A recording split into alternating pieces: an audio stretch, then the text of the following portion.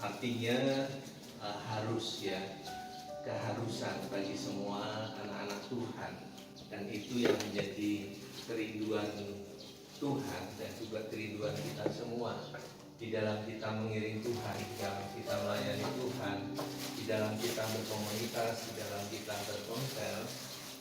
Kita tidak hanya berhenti, hanya bersekutu, berkumpul, sharing dan seterusnya, tapi kita rindu setiap pribadi, setiap kita mengalami pertumbuhan rohani yang sehat. Ini sebenarnya Bapak Ibu mengenai visi komsel kita yang juga masih berhubungan dan berkaitan dengan visi komsel kita, ya. Dan ini saya berharap sih Bapak Ibu menjadi pengingat kita, dan ini tidak kita lupakan apa visi komsel kita, supaya gerak dan langkah kita itu sama kita semua. Jadi visinya adalah kita ini dimuridkan, ya, dan memuridkan untuk mengemban amanat agung perintah Tuhan yang terdapat di dalam Matius pasal 28 ayat 18 sampai ayat yang ke-20. Jadi di sana disebutkan, kepadaku telah diberi kuasa di bumi dan di surga. Pergilah kamu, jadikanlah semua bangsa murid-murid dan baptiskan mereka demi nama Bapa, Anak, dan Roh Kudus. Maka aku akan menyertai kamu, itu janji Tuhan, menyertai kamu sampai selama-lamanya. Jadi ada kata di situ, jadikanlah semua bangsa muridku. Jadi targetnya Bapak Ibu Saudara itu kita menjadi murid. Tapi setelah menjadi murid, kita tidak mandek hanya jadi murid, tapi kita juga harus memuridkan, ya. Apapun kita, sesederhana pun pemuridan kita, itu bisa kita lakukan, ya. Itu Bapak Ibu. Nah, kita untuk memuridkan, kita juga harus belajar. Untuk menjadi murid, kita belajar rendah hati, seperti kemarin Pak Hengki juga sudah sampaikan. Kalau ada kerendahan hati, kita bisa menerima apa yang disampaikan oleh teman-teman kita. Jadi ini pengingat dulu. Dan Bapak Ibu, refleksi ini sudah kita sampaikan kemarin pada waktu kesaksian. Saya pikir saya nggak usah mengulang lagi Bapak Ibu.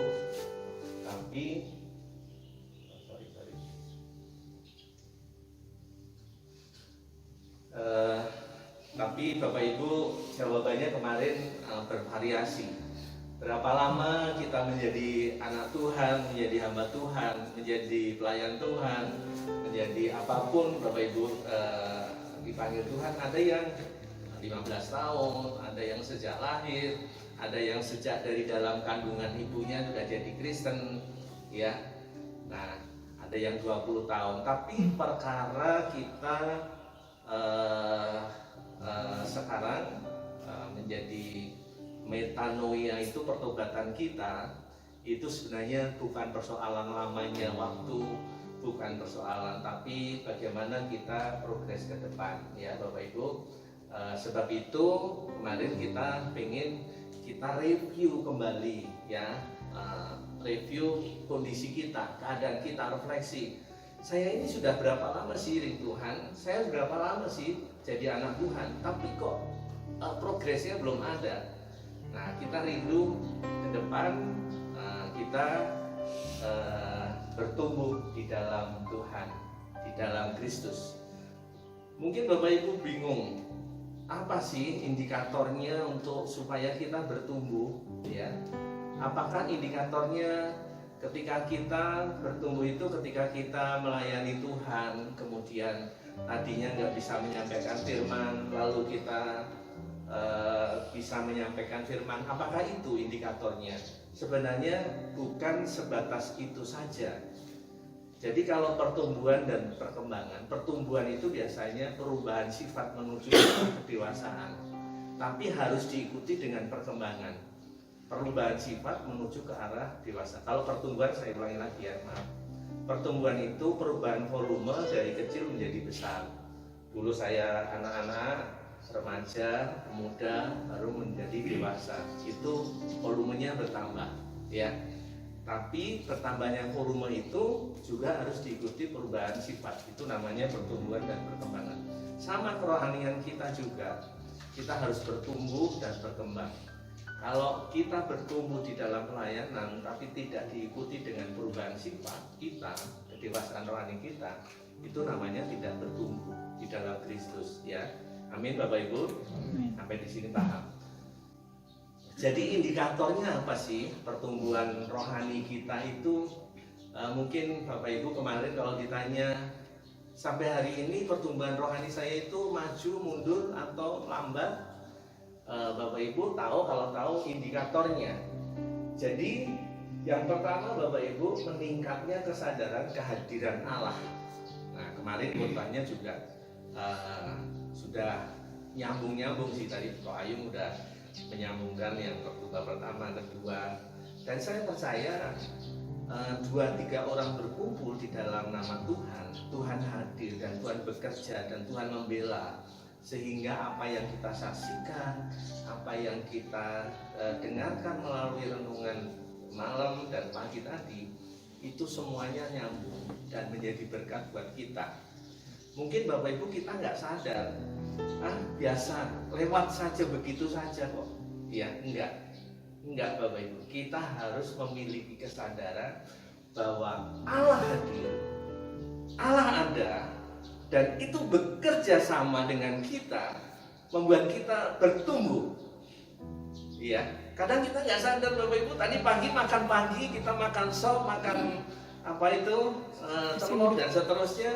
Udah kita lupa. Setelah seminggu kita ditanya, kemarin makan apa ya waktu di retreat? Enggak ingat, lupa makan apa ya. Yang telurnya asinan dan seterusnya. Ya, itu ya, yang apa gitu. Tapi makanan itu ternyata membuat kita bertahan hidup. Benar gak Bapak Ibu? Bertahan hidup bisa melakukan aktivitas kembali. Sama kadang-kadang kita ketika kita mendengarkan firman Tuhan, merenungkan firman Tuhan, ketika ditanya kita juga kadang-kadang sudah lupa. Tapi itu bukan berarti firman Tuhan itu nggak berarti pada waktu itu.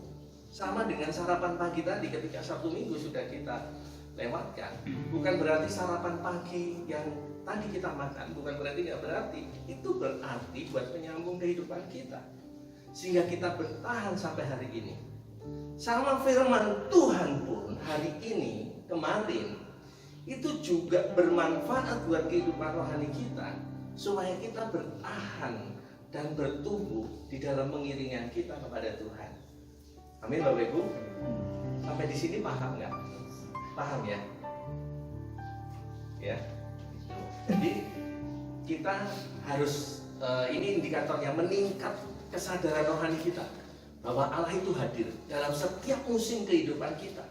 Baik itu musim kita menderita, kita sukacita, kita mendapatkan berkat, kita ada musibah, itu harus ada kesadaran di dalam hati kita, dalam kehidupan kita, bahwa Allah itu tidak pernah meninggalkan kita. Karena firman Tuhan tadi berkata, aku akan menyertai kamu sampai selama-lamanya. Immanuel, Bapak Ibu. Dan ketika kita menjadi anak Tuhan, kita sudah mengaku bahwa Yesus itu adalah Tuhan dan Juru Selamat kita. Dan kita juga sudah percaya bahwa Roh Kudus itu ada dalam hati kita, tidak pernah meninggalkan kita sedetik pun. Ya, itu harus ada kesadaran. Indikator yang lain apa? Meningkat, kita semakin percaya kepada Tuhan bahwa Allah campur tangan dalam segala hal, bahwa kejadian-kejadian itu juga Tuhan juga campur tangan, Bapak Ibu. Juga kita bertumbuh rohani kita kalau kita mempunyai kepedulian juga meningkat, kasih kita juga meningkat terhadap orang lain yang tadinya cuek, tadinya acuh tak acuh, tapi kita semakin care, semakin peduli terhadap orang lain. Lalu yang keempat, ya, meningkatnya kesabaran. Kalau kita bertumbuh, itu sabarnya harus makin meningkat.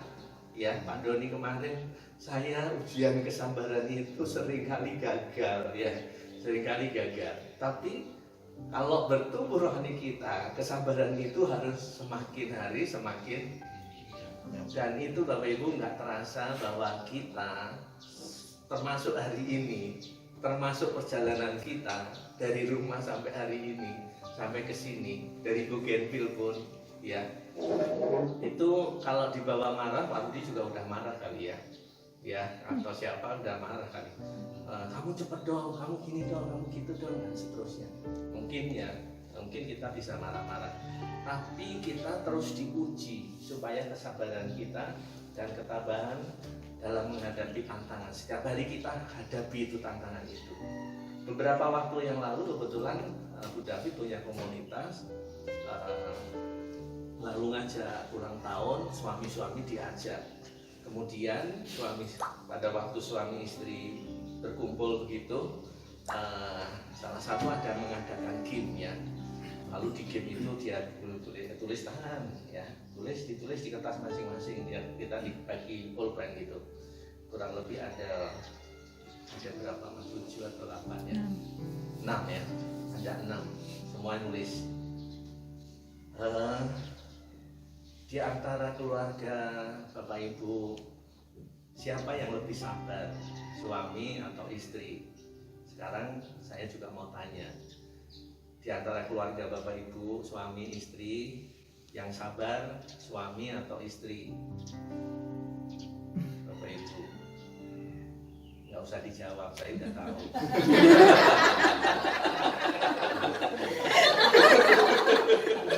Suami. Iya, karena waktu itu saya pikir ini suaminya lebih galak ini. Ternyata semuanya jawab suaminya lebih sabar. Bede, suami langsung ini. Bajunya pada suami. Kalau hari ini, tapi sebenarnya bukan hanya suami atau istri, tapi Tuhan harapkan semua di antara kita, baik suami maupun istri, harus semuanya menjadi sabar.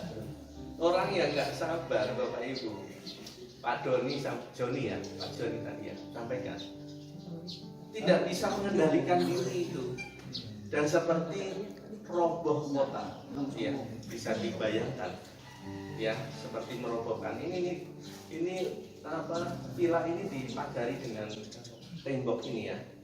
Kalau temboknya runtuh, ya, barang-barang Bapak Ibu udah dijarah ini ya. Itu. Kita sama, kalau roboh kesabaran kita, pengendalian diri kita nggak ada, Bapak Ibu. Rumah tangga kita udah kacau, udah hancur dari dulu, nggak usah kalau sekarang. Ya, ya Bapak Ibu ya. Tapi itu, iya. Jadi mau ditanya lagi Pak Ayung.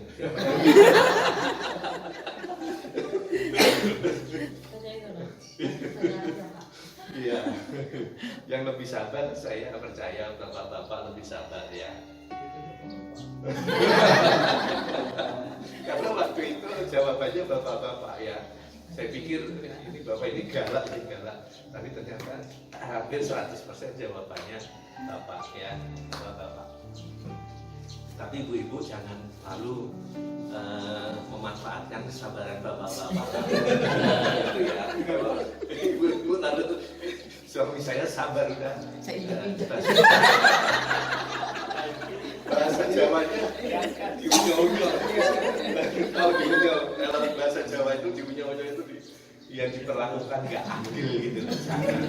Jadi kalau di Kristen itu, di iman Kristen itu, bahwa suami itu adalah imam, harus dihargai. Seperti apapun itu, kalau bahasa Jawanya, walaupun seperti tunggak diudeng-udengin, ya, jadi istri tunggak seperti tunggak itu tiang yang untuk mengikat domba itu, walaupun sejelek itu pun harus tetap dihargai, ya. Itu. Amin, ibu-ibu. Ya. Bapak-bapak.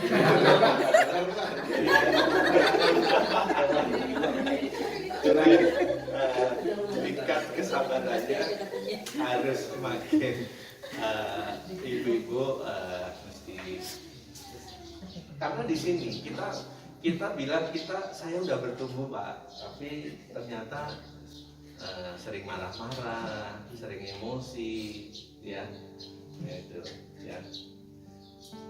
Saya sama mamanya Devi itu kalau sama saya jarang marah, tapi kalau sama Devi kadang saya sering bilang, Mama jangan ngegas terus kalau ngomong, ya. Ya nggak bisa itu kalau nggak dikasih tahu, ya untung masih ada remnya, ya. Intonasi suara itu juga Bapak Ibu itu berhati-hati loh Bapak Ibu. Kelihatannya itu biasa-biasa, tapi intonasi yang Bapak Ibu sampaikan itu dengan kepada anak, kepada suami, itu nadanya kalau ngegas terus, ya, ngegas itu nadanya tinggi, walaupun nggak marah tapi nadanya tinggi. Nada sol terus Pak. Saya nggak bisa kasih contoh karena bisa membayangkan kayak gitulah nadanya itu. Naruh sepatu yang bener dong ini, kan bisa naruh sepatu di sana, ya naruh sepatu ya di sana. Kalau setiap kali ngasih tahu naruh sepatu sama nih, itu namanya ngegas terus. Kalau soalnya jawab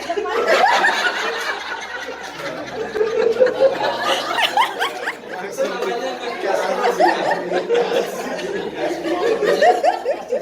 Kali gigi satu gitu. Jangan ngomong itu ngegas. Dari pagi udah ngegas. Ya, Bapak Ibu, kalau kita mau bertumbuh, ya kita belajar tadi kesabaran, mengendalikan diri, ya. Jangan sampai ngomong kita ngegas terus, ya. Itu biasanya sih ibu-ibu sama anak-anak, ya. Kalau bapak cenderung kadang-kadang lebih sabar, ya. Oke, ya, ini indikatornya. Lalu meningkatkan kemampuan untuk memaafkan dan melupakan, ya. Kita punya Allah, ya, punya Tuhan.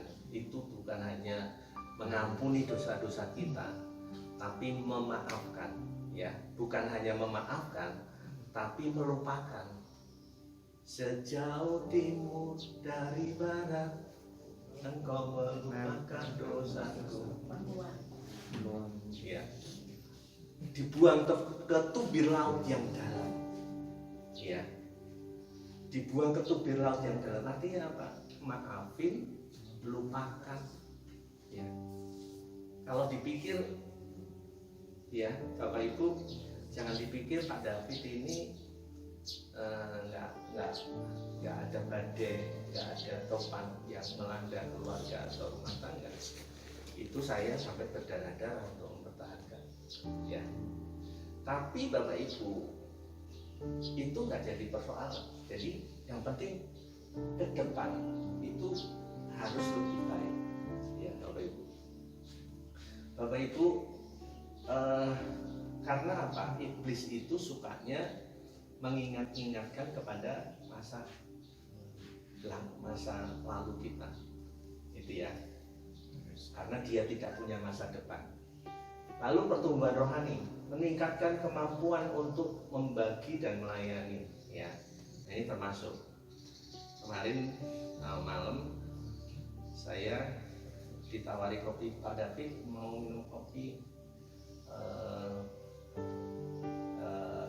karena mau tidur, aduh nanti ngantuk, nanti nggak bisa tidur, besok pagi aja. Tapi pagi tadi saya tunggu nggak ada. Siapa Apa yang tawari? Sengaja nawarin PHP. yang nawarin udah lupa. Ya enggak lah, ya. Maksudnya Kita melupakan kesalahan tapi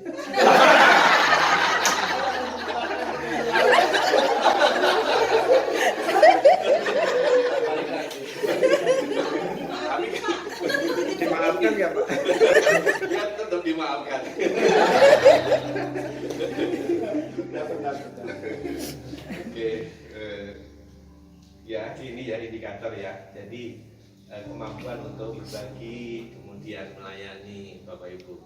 Termasuk kita bisa datang ke konser ke retreat ini karena kita ada meningkatnya kemampuan kita untuk berbagi, untuk melayani ya Bapak Ibu. Berbagi kita itu sebenarnya bukan hanya di sini, day to day, week to dari minggu ke minggu itu kita berbagi dengan Bapak Ibu, memberikan persembahan itu berbagi. Kenapa? Karena tidak terasa itu terkumpul dan bisa kita wujudkan dalam bentuk retreat ini. Dan melalui retreat ini kan kita dapat berkat juga melalui sharing-sharing kita ini. Amin Bapak Ibu. Ya. Oke Bapak Ibu, lalu meningkatnya kesadaran akan dosa dan kebutuhan akan pengampunan. Makanya doa Bapak kami, Bapak Ibu, setiap kali kita diajari ya, kita supaya Tuhan ampuni Bapak kami, ampuni dosa kami seperti kami juga mengampuni orang yang bersalah kepada kami. Ya, kita nggak merasa jumawa bahwa kita yang paling benar, kita yang paling sempurna, ya bukan. Ya, kita tetap membutuhkan pengampunan tiap hari. Lalu meningkatnya kemampuan untuk berdoa dan mencari Allah, ya, mencari hadirat Tuhan setiap hari, setiap saat. Ini berhubungan dengan tadi nomor 1, kesadaran akan kehadiran Allah. Jadi setiap saat, setiap waktu kita merasa hadir, Tuhan hadir dan Tuhan campur tangan, sehingga setiap waktu, setiap kejadian, setiap peristiwa, setiap berkat, setiap apapun itu selalu dihubungkan dengan Tuhan karena kita merasa Allah hadir itu dalam kehidupan kita. Nah, kita baru masuk kepada sebenarnya Bapak Ibu, pertumbuhan itu, pertumbuhan rohani kita Bapak Ibu itu seperti apa sih Bapak Ibu? Apakah kita usahakan atau Tuhan yang memberi pertumbuhan?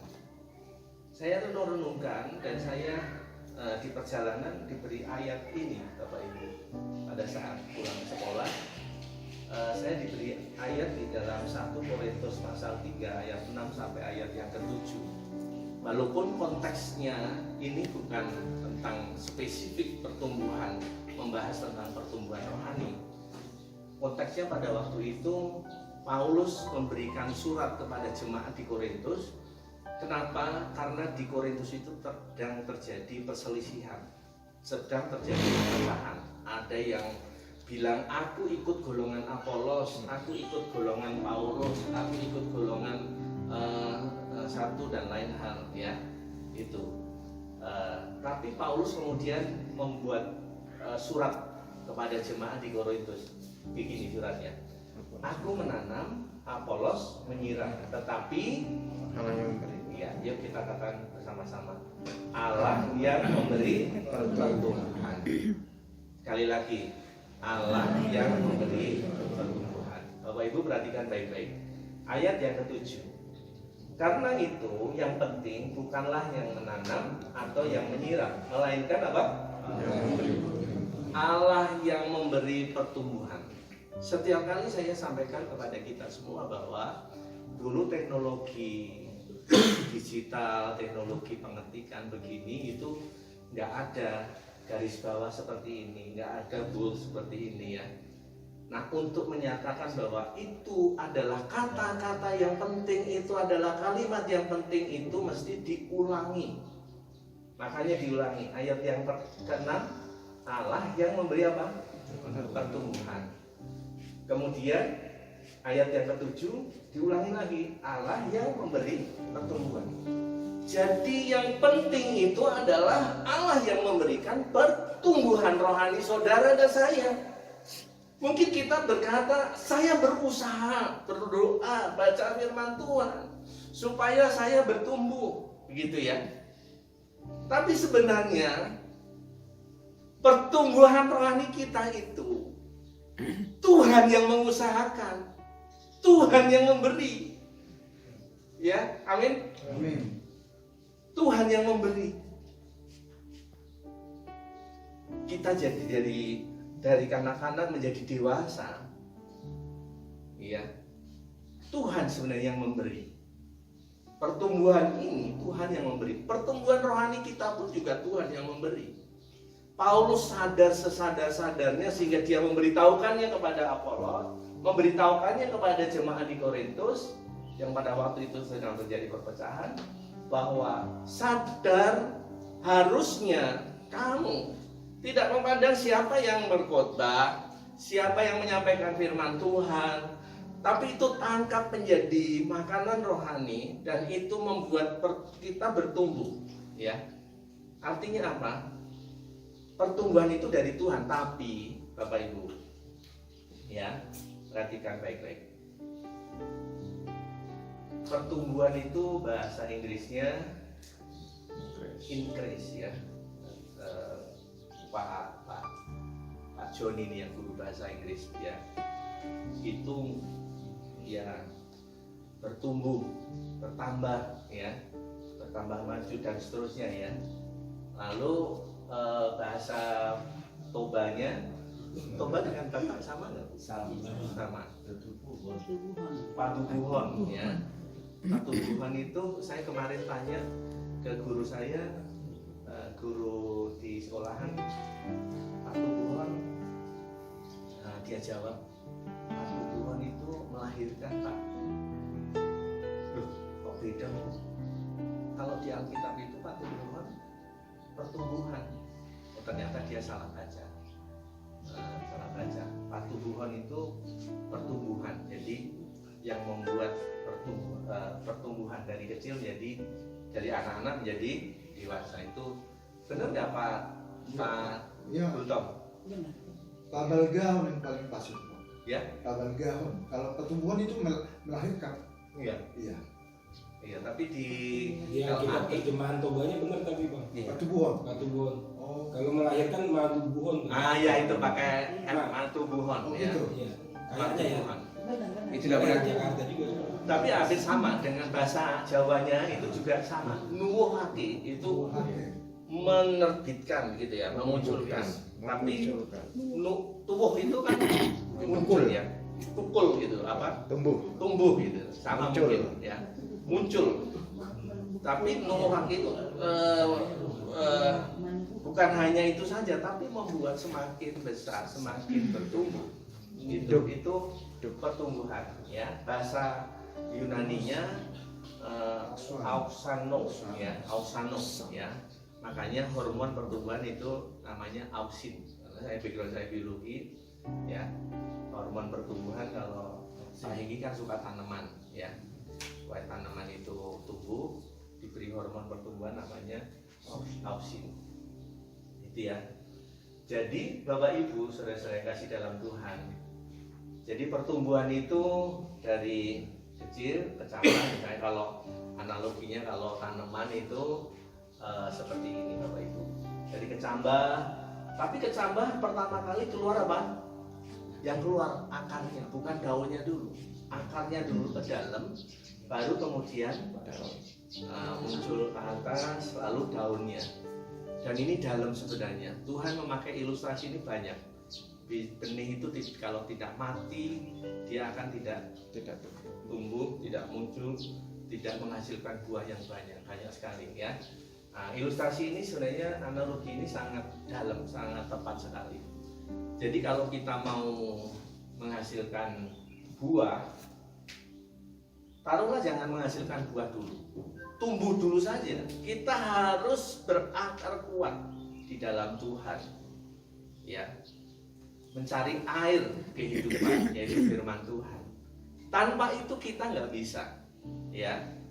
Jadi Bapak Ibu Saudara harus mati dulu, harus merendahkan hati dulu, lalu kita bertumbuh. Makanya firman Tuhan berkata, hendaklah kamu berakar di dalam Dia dan dibangun di atas Dia. Hendaklah kamu bertambah teguh dalam iman yang telah diajarkan kepada kamu. Hendaklah hatimu melimpah dengan ucapan syukur. Bapak Ibu, saudara-saudara yang kasih dalam Tuhan, jadi itu ya syaratnya kita bertumbuh itu harus berakar kuat dulu di dalam Tuhan, mencari air dulu, ya. Semua tanaman membutuhkan air, Bapak Ibu, ya. Dan air itu dari mana? Air itu dari Tuhan juga. Makanya yang memberi pertumbuhan semuanya sebenarnya adalah Tuhan, ya, Bapak Ibu Saudara yang kasih dalam Tuhan. Kemudian kecambah ini akan tumbuh, lalu keluar daunnya, lalu menghasilkan buah-buah yang banyak. Ini analoginya supaya kita mudah memahaminya saja, Bapak Ibu. Sorry, saya kesini dulu saja. Masih 1 Korintus tadi, 1 Korintus pasal 3 ayat 3. 1 Korintus pasal 3 ayat 1. Tadi kan yang kita baca pasal 3 ayat yang ke-7. Jadi kita naik lagi. Naik dalam satu perikop itu judulnya adalah perselisihan sebenarnya. Perikopnya sebenarnya konteksnya memang nggak spesifik membahas tentang pertumbuhan, tapi di sini ada berhubungan, berkaitan dengan pertumbuhan rohani jemaat di Korintus, ya. Coba Pak Ayu baca 1 Korintus 3 ayat 1.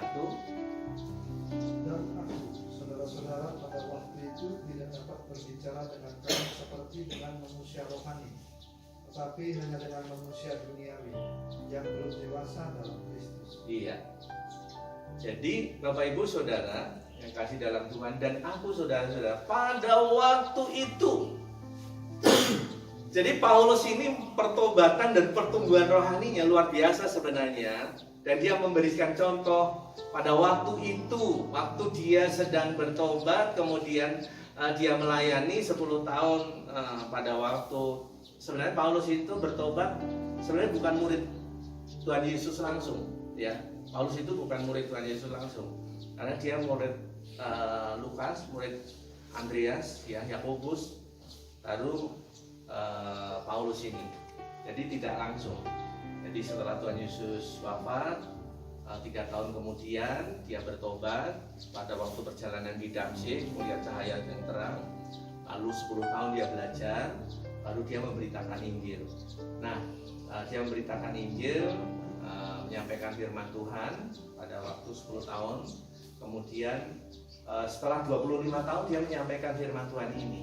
Jadi dia menyampaikan ini, dan aku saudara-saudara pada waktu itu. Jadi dia berkata 15 tahun yang lalu, aku pernah berkata sama kamu bahwa pada waktu itu kamu seperti tidak dapat berbicara dengan kamu seperti dengan manusia rohani, karena pada waktu itu kamu itu seperti manusia duniawi yang belum dewasa. Tapi setelah ditunggu 15 tahun Bapak Ibu, ternyata sama saja. Amin. Oh, bukan di sini ya, nanti ya. Setelah 15 tahun itu sama saja, nggak ada perubahannya. Jangan-jangan ini kondisi kita juga, Bapak. Kita selama ini kita ikut Tuhan dan iring Tuhan, progres kita itu nggak ada signifikannya, sama aja. Nggak ada perubahan yang indikator-indikator tadi. Kita yang harusnya makin sabar, kita nggak sabar, malah kita makin galak, ya. Harusnya pertumbuhan rohani kita ditunjukkan dengan indikator-indikator kemarin tadi, ya. Ya, Bapak Ibu Saudara yang kasih dalam Tuhan. Jadi kamu masih seperti manusia duniawi. Bedanya apa sih manusia duniawi dan manusia rohani, Bapak Ibu? Ya, bedanya apa? Bedanya sebenarnya dijelaskan juga di situ, Bapak Ibu Saudara. Dijelaskan juga sebelumnya tadi, ya. Bapak Ibu, digambarkan begini. Ya, saya kasih ilustrasi. Sebenarnya di bagian ayat yang lain dijelaskan, tapi nggak usah kita baca. Tapi pada secara garis besarnya seperti ini. Ini manusia duniawi, ya. Manusia duniawi itu hidup mengarah pada diri sendiri. Jadi hatinya itu, dalam hatinya, yang bertata dalam hatinya itu akunya. diri sendiri yang bertahta. Itu kursi itu menggambarkan hatinya, kemudian titik-titik itu yang hitam-hitam itu keinginannya. Jadi keinginannya itu terarah pada diri sendiri, pada keinginan ambisinya. Dan orang kalau seperti ini akan menjadi frustasi. Akan menjadi frustasi karena apa? Dia mau memenuhi keinginannya, memenuhi apa hasrat hidupnya, apa keinginan dagingnya, tapi nggak pernah bisa tercapai. Orang yang seperti ini hasilnya akan frustasi. Dan inilah yang disebut manusia duniawi, karena dia menempatkan Kristus itu di luar hidupnya atau di bawah tata hatinya. Jadi keinginan-keinginan hidupnya itu semuanya dikendalikan oleh diri sendiri. Tapi kalau manusia rohani beda, ya. Manusia rohani itu kehidupannya mengarah kepada Kristus. Amin Bapak Ibu. Kristus yang bertahta. Kita berserah kepada Kristus. Minat kita diarahkan kepada Kristus sesuai dengan rencana Allah. Iya. Bapak Ibu, saudara-saudara yang kasih dalam Tuhan. Jadi saya salut sama Bu Lasma sama Pak Gultom tadinya. Saya juga bayangkan baru mendarat landing nggak mungkin lah bisa datang ya. Baru landing pesawat lalu diminta berangkat ke sini gitu. Maafkan kami ya Pak Gultom ya, Bu Lasma ya. Seolah-olah kita paksa susul aja Pak Gultom, susul aja. Makanya saya waktu ketemu di sana pertama yang saya ucapkan, maaf ya Pak Gultom merepotkan. Lalu Bu Lasma nggak apa-apa Pak, sudah kami sangat dilupakan. Iya. Karena apa? Karena bikin kopi kok Pak. Karena minat diarahkan kepada Kristus sesuai dengan rencana Allah ya. Jadi kerinduannya ya. Ya, saya bersyukur bisa banyak yang ikut ya semuanya. Terima kasih ya. Oke. Ini ya manusia rohani dan manusia duniawi. Kita harusnya menjadi manusia rohani, bukan manusia duniawi. Karena manusia duniawi itu belum dewasa dalam Kristus, Bapak Ibu. Jadi ini lanjutannya tadi. Sampai 15 tahun, setelah 15 tahun Paulus itu berkata begini, susulah yang kuberikan kepadamu bukan makanan keras, sebab kamu belum dapat menerimanya, dan sekarang pun kamu belum dapat menerimanya. Hari-hari ini Bapak Ibu kalau kita tersinggung dikit saja firman Tuhan, kita udah ngambek, gak ke gereja lagi, gak konser lagi, ya. Itu. Karena apa? Kita maunya khotbah yang ketawa-ketawa, khotbah yang senyum-senyum dan ya itu nggak masalah sih. Tapi kalau itu 90% khotbahnya itu lawakan, tapi 10%-nya isinya itu sebenarnya kurang pas juga. Ya, kurang pas juga. Tapi orang kadang-kadang seneng yang 90% pengkhotbah yang lucu semuanya, gitu ya. Yang 10% hanya isinya saja. Harusnya kebalik ya. Kalau manusia rohani itu susu itu, ya. Kalau makanan keras kita malah suka disampaikan hal-hal mengingatkan kita. Ya, kamu jangan marah-marah lagi ya, kamu harus sabar. Ini agak keras ya. Keras nggak Bapak Ibu? Enggak ya. Iya, mungkin isi ya. Nah, jadi kan lucu kan Bapak Ibu? Engki itu. Sama tuh caranya.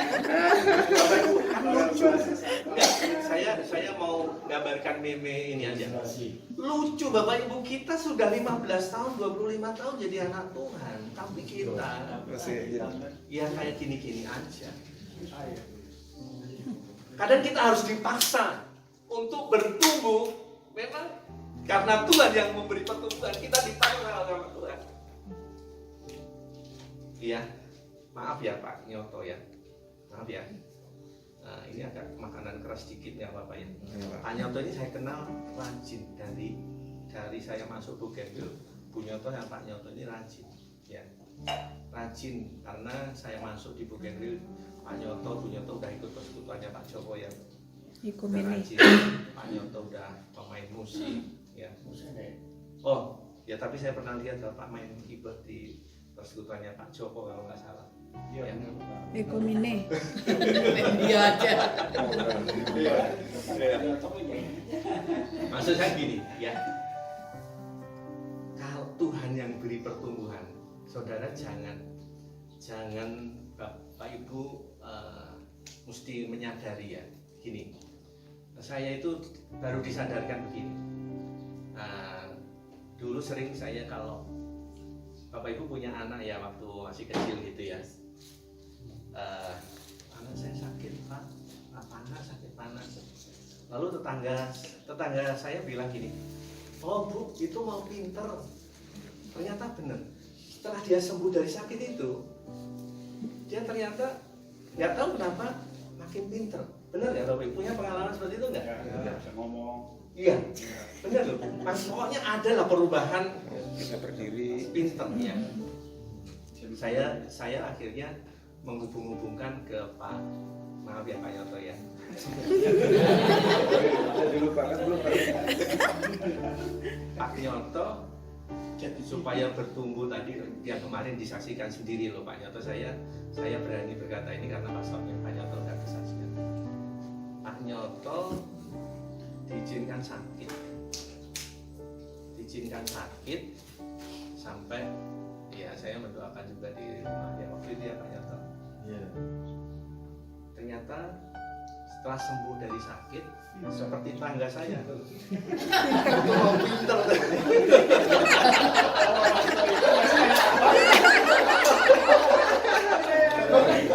Ya. Benar nggak Bu Nyata? Dari sisi itu ternyata mau pinter. Lalu ya kadang-kadang Tuhan buat kita pertumbuhan kita itu diizinkan sesuatu. Tapi kalau bisa jangan sampai diizinkan sesuatu yang sakit itu terjadi dalam hidup. Udahlah kita berubah, tumbuh dulu lah. Saya berkali-kali diajar Tuhan. Nah, tapi kita harus sadar itu kehadiran Tuhan dalam hidup kita. Supaya kita berubah, bertumbuh. Saya diasah, dihadapkan pada Tuhan.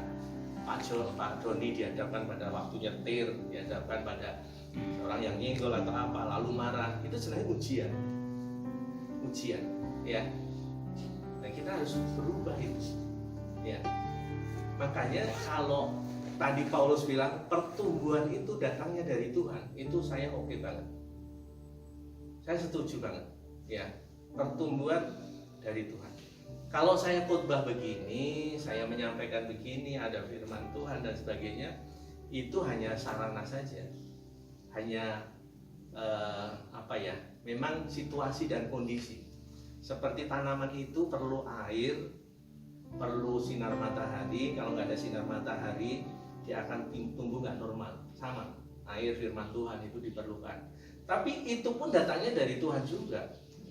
Sinar cahaya matahari juga datangnya dari Tuhan juga. Semuanya datangnya dari itu Tuhan. Tapi tempat, kondisi, situasi itu hanya sarana saja. Kalau saudara sekarang berada di tempat kita ini sekarang, itu juga hanya sarana saja.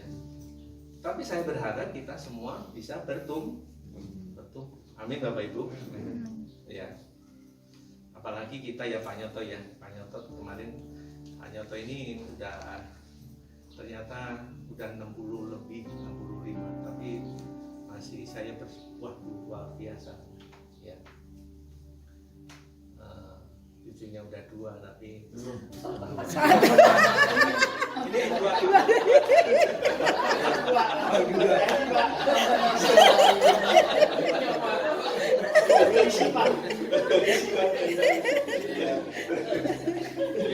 Jadi ini ya. Jadi sebenarnya Paulus itu mau bilang kepada kita, Bapak Ibu, kamu itu lucu, udah sekalipun kamu ditinjau dari sudut mengajar, kamu itu sudah tadi memuridkan tadi, harusnya sudah memuridkan kita itu, ya. Artinya kita sudah banyak berperan di dalam pemberitaan ini. Artinya kita menjadi berkat, kita menjadi saksi, kita menjadi contoh konkret dimanapun kita berada, Bapak Ibu. Amin. Kamu masih perlu diajarkan asas-asas pokok, ya. Jadi kita mesti bertumbuh, belajar. Makanya saya kesempatan hari ini saya setuju sekali kemarin kalau Pak Doni sampaikan kalau saya diberi jadwal untuk aplikasi, saya sih agak benar-benar ya saya dibilang apa ya, merindukan kehadiran Pak Doni di Komsel ya, atau sebelum Pak Doni datang diwakili ibu dulu Komsel gitu ya, tiap hari Rabu gitu, boleh juga sih, tapi anak-anak masih kecil ya. Maksud saya gini, kita semua belajar ya, diberi jadwal khotbah itu, diberi jadwal aplikasi itu sebenarnya sebagai ini juga pembelajaran kita supaya kita bertumbuh ya, bertumbuh. Tapi jangan berkecil hati juga. Oh saya nggak bisa, nggak apa-apa juga ya. Tapi kita semua masing-masing belajar. Nah ketika kita baca, ketika kita belajar itu, Bapak Ibu udah belajar 2 kali ya, 2 kali, apalagi menyampaikan, lalu aplikasi dalam kehidupan sehari-hari. Kemarin siapa ya yang sampaikan ya? Saya ngajar tapi saya dipaksa supaya saya juga melakukan apa yang saya ajarkan.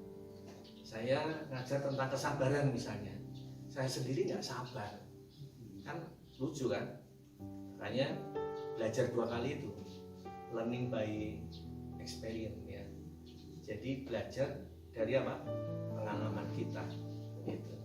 Makanya kalau di sekolah itu nilainya lebih tinggi cara belajar siswa apa Pak? Aktif, ya kan? Siswa aktif CBSA ya.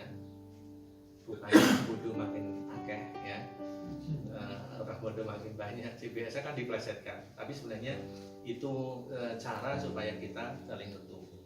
Tapi kita juga harus mempersiapkan. Nggak usah banyak-banyak Bapak Ibu kalau mau aplikasi firman Tuhan, nggak usah banyak-banyak, 1 atau 2 ayat, tapi digali. Bapak Ibu baca 1 perikop itu ya, 1 perikop. Misalnya ini tadi kan saya baca tentang apa? Tentang perselisihan jemaat di Korintus ya. Tapi dari 1 perikop itu saya gali tentang pertumbuhan. Ya. Coba Bapak Ibu simak. Dari 1 Korintus itu tadi, 1 Korintus pasal 5 itu. Itu di situ padat tentang pertumbuhan ya.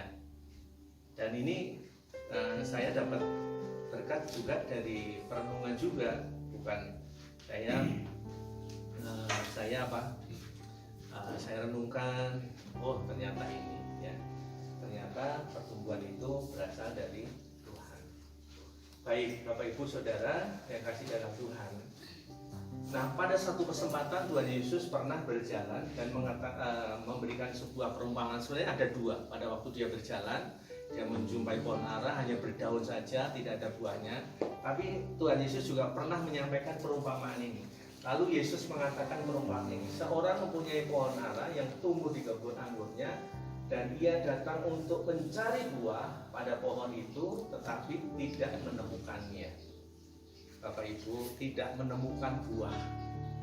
Jadi syarat untuk berbuah itu apa? Tumbuh, keluar daunnya, berbunga, lalu mengeluarkan apa? Buah. Nggak mungkin dia baru tumbuh lalu mengeluarkan buah, nggak mungkin, jarang sekali, nggak ada, hampir nggak ada ya. Ada tanaman begitu muncul lalu langsung keluar buahnya, nggak mungkin. Harus berakar, tumbuh, mekanisme itu harus ditempuh. Nah Tuhan Yesus pada waktu itu ada perumpamaan seperti ini. Di kebun anggur dia mencari buahnya tapi tidak mendapatkan buahnya. Nah pernah juga pada waktu di sebuah perjalanan, lalu ia berkata kepada pengurus, tidak menjumpai pohon buah itu. Ini masih perumpamaan itu ya. Sudah 3 tahun aku datang mencari buah pada pohon ara ini, aku tidak menemukannya. Tebanglah pohon ini. Untuk apa hidup di tanah ini dengan apa? Dengan percuma, Bapak Ibu. Kalau saudara menjadi orang Kristen, anak Tuhan, nggak berbuah, itu percuma anak Tuhan. Percuma, sia-sia, Bapak Ibu. Ya. Jawab orang itu, Tuhan biarkan dia tumbuh, tahun ini lagi aku akan mencangkul tanah sekelilingnya dan memberi pupuk kepadanya. Mungkin tahun depan dia berbuah, jika tidak, tebanglah dia. Jadi pengusaha ini ibaratnya dianalogikan Tuhan Kristus ya, kasih kesempatan. Memang Kristus memberikan anugerah kepada kita, masih berikan kesempatan kepada kita supaya kita menghasilkan buah. Ya, Bapak Ibu Saudara yang kasih dalam Tuhan, kalau tidak Bapak Ibu, tapak sudah tersedia pada akar pohon. Ya, setiap pohon yang tidak menghasilkan buah itu akan ditebang dan dibuang kemana? Ke dalam kapur api. Jadi Bapak Ibu Saudara-saudara yang kasih dalam Tuhan, mari kita tumbuh dan menghasilkan buah yang banyak. Ya. Pada waktu Tuhan Yesus berjalan dengan murid-muridnya, dia jumpa ada pohon ara. Lalu pohon ara itu didapati hanya daun-daunnya saja. Tuhan Yesus juga kecewa. Wah, nggak ada buahnya, hanya daun-daun saja. Sama dengan anak-anak Tuhan yang banyak berkata-kata tetapi nggak ada buahnya. Ibaratnya pohon ara yang banyak daunnya tapi nggak ada buahnya. Bapak Ibu, mari kita sama-sama belajar. Saya juga belajar, juga belajar, kita semua belajar. Karena moto kita memang kita menjadi murid dan dimuridkan. Saya senang sekali berjumpa dengan Bapak Ibu. Setiap kali saya nggak kenal dulu sama Bapak Ibu semua. Pak Doni saya juga nggak kenal. Tapi kenapa Tuhan pertemukan kita? Ko Ayung kemarin atau tadi sampaikan kesaksiannya, kita menjadi satu saudara dalam Kristus untuk saling menasihati, saling membangun, saling memberikan support ya satu dengan yang lain supaya kita bisa bertumbuh di dalam Tuhan dan menghasilkan buah yang banyak. Amin buat firman Tuhan pada hari ini. Kita akan berdoa dan waktu selanjutnya